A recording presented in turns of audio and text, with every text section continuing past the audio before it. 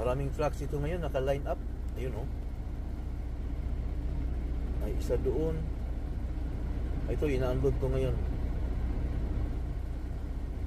Tapos ako ang sa sunod. Mayroon pang isa dyan sa likod ko. Ano? Kita niyo yung headlight?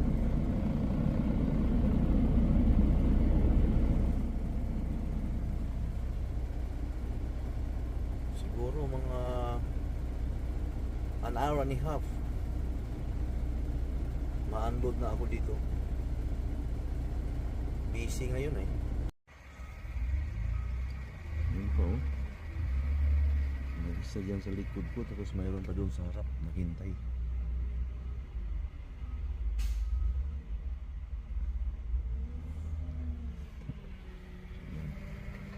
Ma-unload pa tayo.